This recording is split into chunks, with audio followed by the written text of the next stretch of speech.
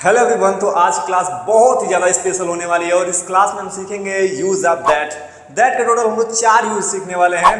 पहला as a demonstrative adjective, दूसरा as a demonstrative pronoun and तीसरा सिंपल कंजंक्शन की तरह और चौथा जिसके बारे में एक्सप्लेन करके सीखने वाले हैं जिसका नाम है रिलेटिव प्रोनाउन की तरह यूज ऑफ दैट का।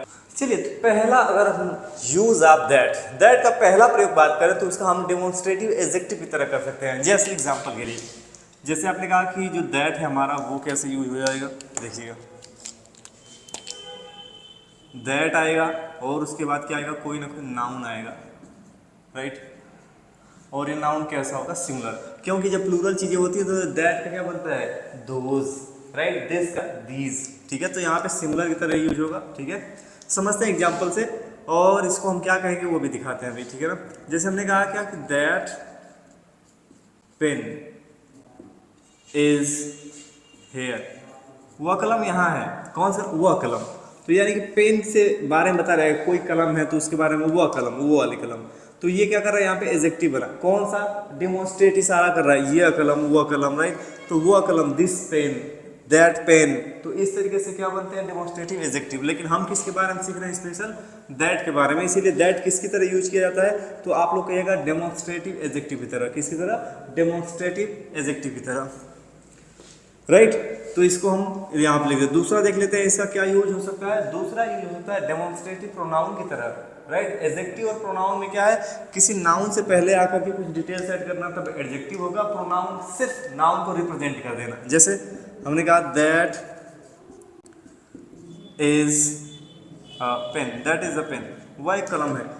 तो इस पेन को रिप्रेजेंट करने के लिए दैट यूज किया गया, यहाँ पे डायरेक्ट रिप्रेजेंट कर रहा है, किसी नाउन से ठीक पहले नहीं आ रहा है, तो यहाँ पे बन गया प्रोनाउन। क्या बन गया, प्रोनाउन। काफी आसान सा एग्जांपल लिया गया, राइट।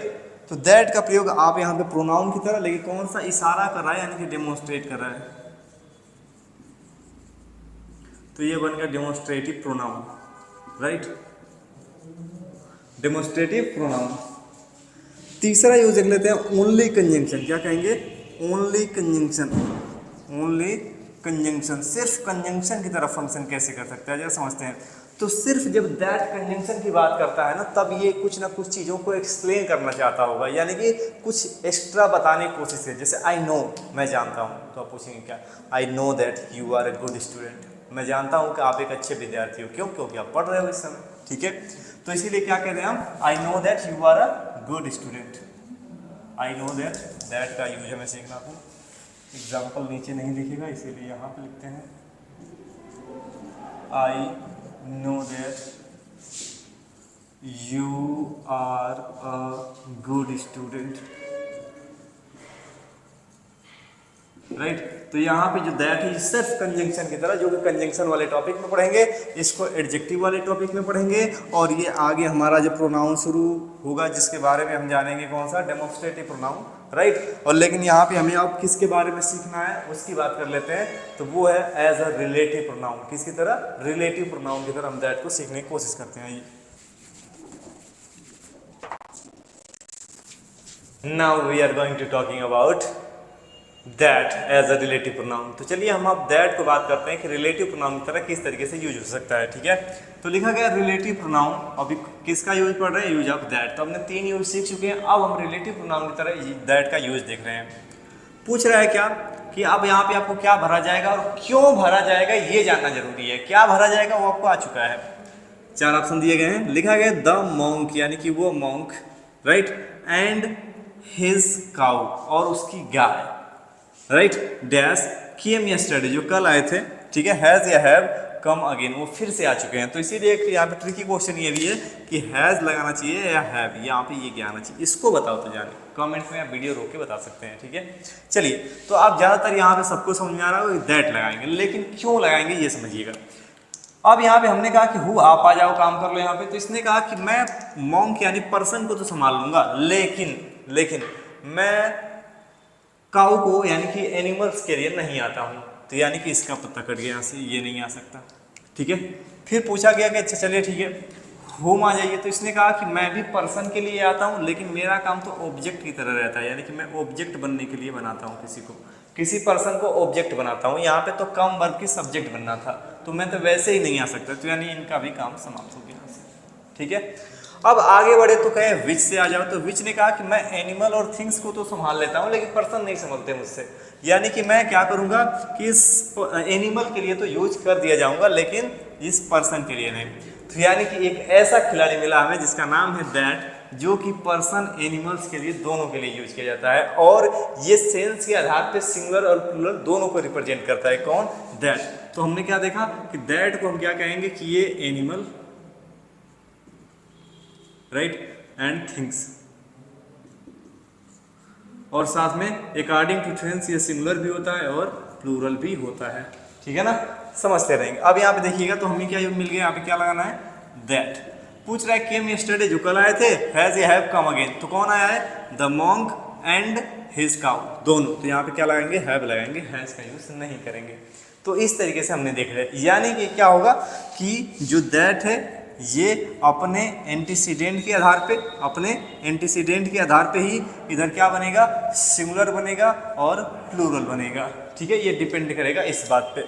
अब हम एग्जाम में आया हुआ क्वेश्चन देखते हैं कि कितने लोग उसको बेहतरीन तरीके से टेकल कर पाते हैं और बना पाते हैं। ठीक है, आइए उसको समझते हैं। एग्जाम में आया हुआ क्वेश्चन है, चलिए अब हम बात करते हैं एक एग्जाम में आए हुए क्वेश्चन की, जो कि बहुत ही शानदार क्वेश्चन है। कैसे पूछा है? बहुत ही ज़्यादा ट्रिकी है, समझिएगा। पूछ रहा है इन दोनों में से क्या आना चाहिए, राइट।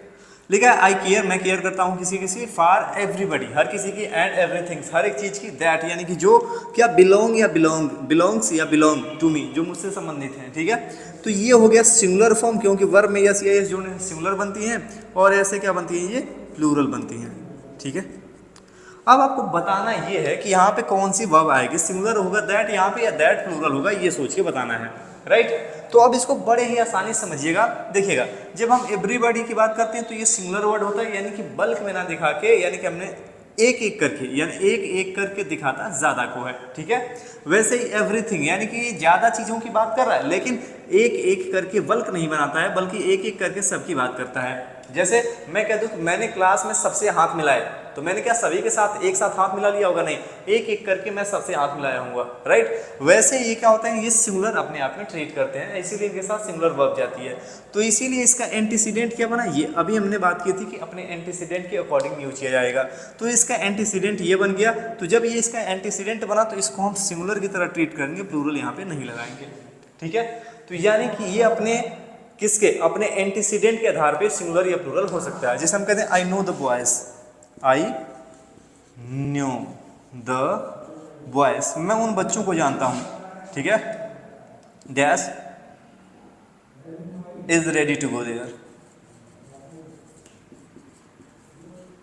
क्योंकि हमने अभी सीखा है कि दैट किसके लिए? आपने कहा पर्सन के लिए भी आता है और साथ में एनिमल्स थिंग्स के लिए भी आता है। ठीक है, तो यहाँ पे किसकी बात की जा रही है? बॉयज की। तो यहाँ पे हु भी सही होगा, ये भी, और यहाँ पे दैट भी सही होगा। और दैट किसकी तरह?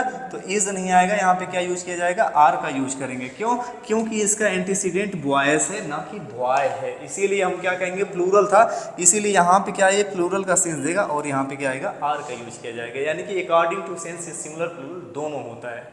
तो आप लोगों से मिलते हैं अगली क्लास में और दैट के बारे में और बाकी रिलेटिव प्रोनाउन के बारे में और कुछ भी सीखेंगे बेहतरीन सा। Bye bye, take care.